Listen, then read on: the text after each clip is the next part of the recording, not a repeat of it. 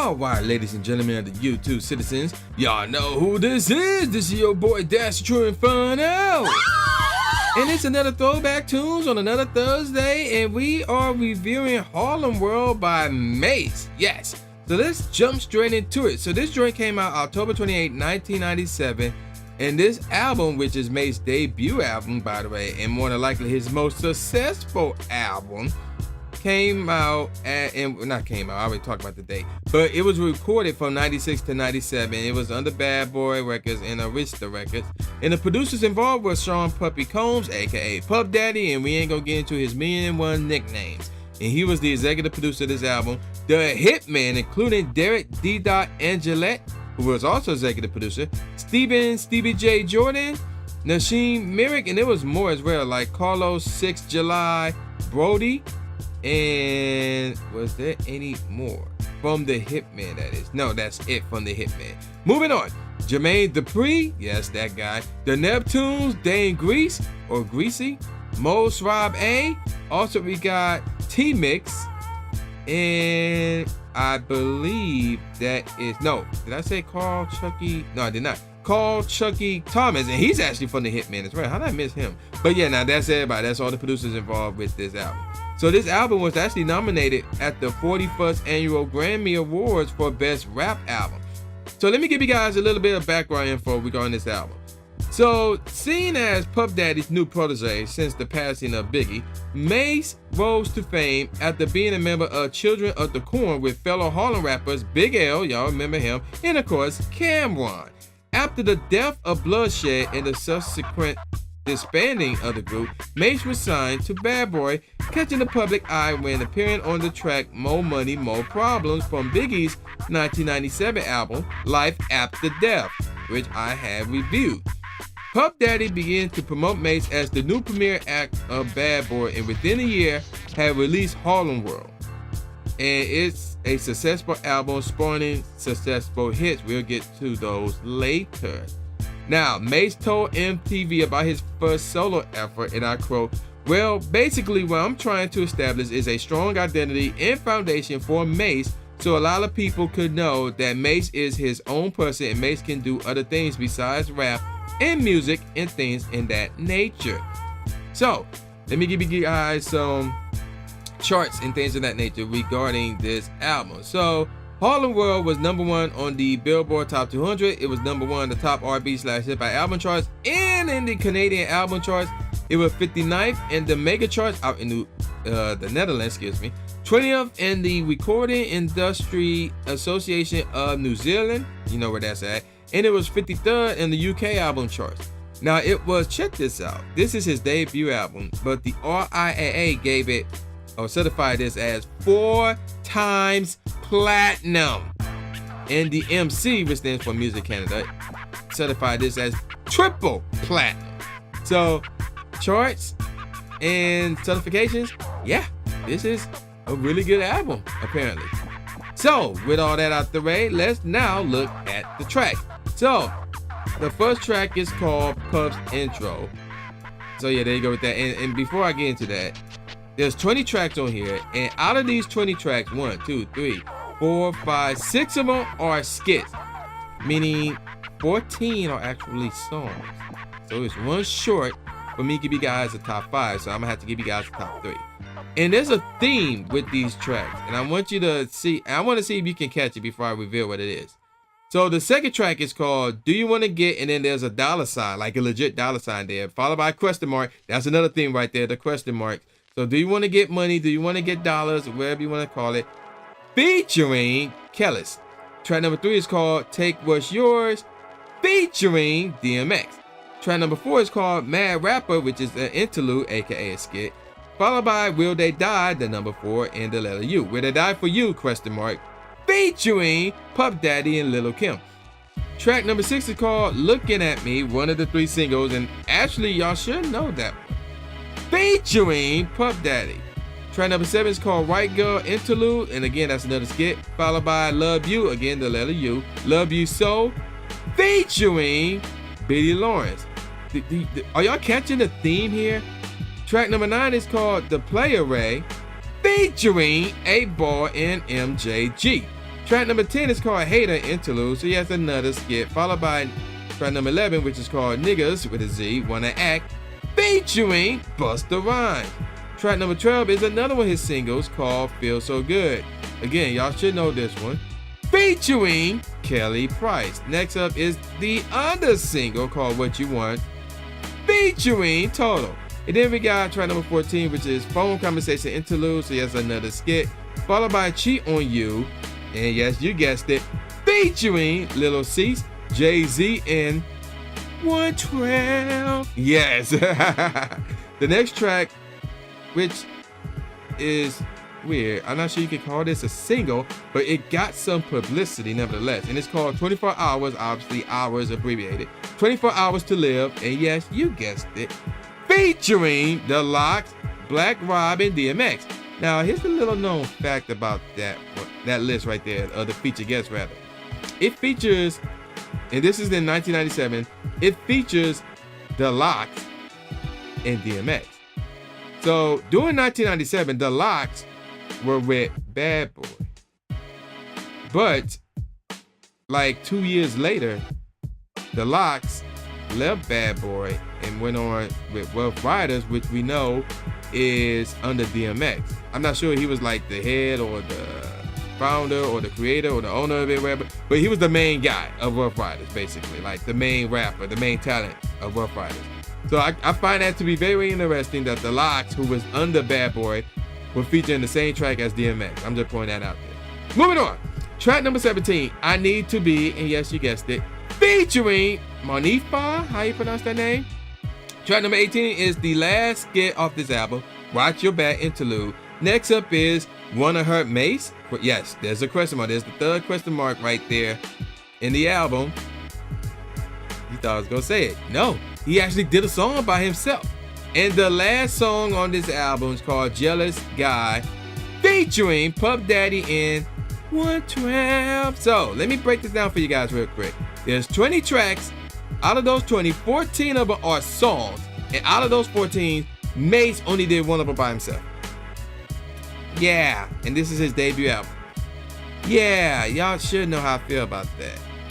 In case you don't, I don't like that. Like, you gotta establish yourself before you can bring in a crap ton of, featured guests on your album. So that's how I feel about that. Like, there's some people can pull off. Jadakiss pulled that off because he was doing albums as a member of the Lox. So I guess we can let that slide. But this, no, I have to say no.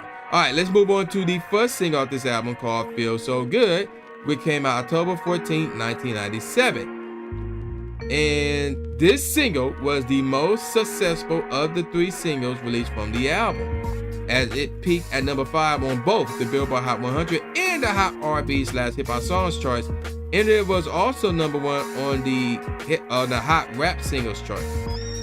So yeah, there you go with that. And it started off being certified gold a month after it was released on November, and this obviously, it was certified gold on November 12, 1997, but in January 7, 1998, it was platinum. Chris Tucker appeared in the music video, which was directed by Hype Williams, and Jay-Z interpolates the lyrics on the song BBC off of his album Magna Carta Holy Grail. Y'all may have heard that. And the song is featured in that crappy video game NBA 2K18. We ain't gonna talk about that. Now let's look at the charts. It was 33rd on the Canadian RPM top singles. It was number 1 on the Canadian RPM dance charts, number 3 in the UK R&B charts, 36 in the US mainstream top 40, and number 4 in the US Whitman charts as well. I already talked about the other 3 already. But by the end of the year, 1998, it was 44th on the US Billboard Hot 100 charts. And did it do anything else? Actually, yeah, it went platinum. That's it. All right, let's move on to the second single, which is called What You Want. Now, this joint came out January 13, 1998, and it was another successful single for Mase, peaking at number 6 on the Billboard Hot 100. And I believe there's a music video for this as well, and there's a remix for this also. I don't know if there's anybody featuring the remix, it don't say, but we're gonna move on. This single finished third on the U.S. Not finished, but peaked at number 3 on both the U.S. R&B/hip hop singles charts and the hot rap singles charts. It was 5th on the Whitman Top 40, 4th in the hot dance music/maxi single sales, and 12th in the Canadian singles chart. By the end of the year, it was 31st in both the New Zealand chart, which is, I guess, the recorded music NZ, and the US Billboard Hot 100 charts. And it was certified gold both in New Zealand and the United States. Wow, New Zealand must really like that song. All right, let's move on to the next single, which is called, and the third and final single, quote unquote, which is called Looking at Me. And this joint came out July 7th, 1998. And again, I know there was a promotional music video that was released for this one. I don't know about an actual music video. So, this single became certified gold on August 17, 1998, a day before my birthday. I'm just pointing that out there. So, let's look at the charts now. It was 8th on both the US Billboard Hot 100 charts and the US Billboard Hot R&B/hip hop singles and tracks charts. Dang, that's a long way. It was number 1 on the US Billboard Hot rap singles, 30th in the US Whitman Top 40, and 17th in the Canadian singles charts. By the end of the year, it was 59th in the US Billboard Hot 100, and as I said, it was certified gold in the US. Now, here's where the 4th track comes to play, and it's 24 Hours to Live. Here's the deal with this track. This joint came out February 20th, 1998, and it was released to radio airways on that date as an album cut and managed to chart solely on urban radio play. That same year, there was talks of an all-female version of the song, which would feature Queen Pen, Lil' Kim, Foxy Brown, and Missy Elliott. Hey, that's an idea. However, plans for the project fell through, resulting in a cancellation. Mase later clarified in an interview that the female version was shelved due to his frustration with Foxy Brown not getting along with Lil' Kim or Queen Pen, also adding that he had to, and I quote, move on with his life. Despite the lack of an official single release, the song acquired enough buzz for Mase to materialize his music video. The video was directed by Nick Quested, how you pronounce that, and premiered on BET in mid-May 1998. And it was 72nd on the US Billboard Hot R&B Airplay charts. Yeah. Alright, so let's move on to my favorite tracks off of this album. So, Jealous Guy is the first track off this album. The beat is too lighthearted for me, even though I did sound like the Mail Out joints, but this one's just too lighthearted for me. And whoever was singing that first verse was terrible. That did not sound good at all. Like the singing was terrible. Next up is Love You So. The beat is okay, and it samples Square Biz by Tina Marie, and the hook is based off of Old Boy by Royce, you know, Rose as in flower. Next up is Niggas Wanna Act, and the beat sounds simple, but it isn't bad. And Busta Rhymes, it felt like he barely did anything. Like, all he did was like add on to the hook. That was it. Like, I was hoping he'd get a verse. Next up is I Need to Be. The beat was cool there.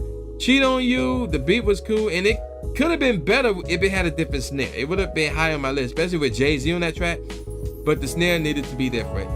Feel So Good is a classic, and it was pretty good. What You Want is another forgotten classic. Then we got Take What's Yours. The beat was cool there, as was the beat for The Play Array. Now here's where things get really good in regards to this album. One of her mates, the beat was really cool with that one. And then of course we got Will They Die For You. That beat is really cool as well. Now let me give you guys my top 3 tracks off this album. The third best track off this album is one of the 3 singles, Looking At Me.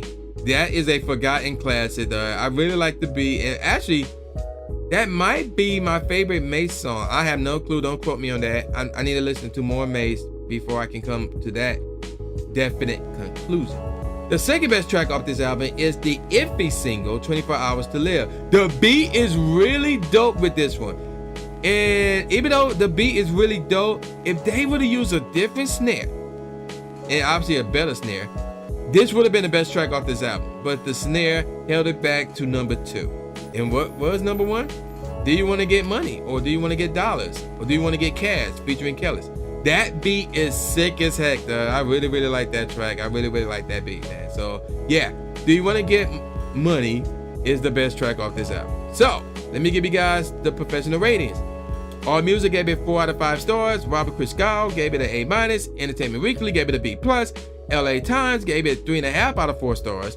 Music, M-U-Z-I-K, gave it 4 out of 5 stars. Rap Pages, that's a new one, gave it a favorable review. And rapreviews.com gave it 3.5 out of 5 stars. So, what do I think about this album? Well, I think this is a 4.25 out of 5 stars. I think this album is really good. I recommend you download it and keep it. It got 5 really great tracks. Because for me, Do You Want to Get Money led the way with 24 Hours to Live, which is dope right there. And of course, Looking at Me is a forgotten classic. And I like Where They Die For You and one of her mates, along with The Play Array and Take What's Yours. So yeah, there you go with that. And of course, What You Want. He had all 3 of his singles were really good. What You Want, Feel So Good, and Looking at Me. I really like those 3 singles by Mase. So 4.25 out of 5 stars. You download it and you keep it. So with that said, man, y'all know who this is. This your boy, the new Jay Gatsby, aka the new Stephen A. Smith, saying peace out, y'all, and I'll see y'all next time. Yeah.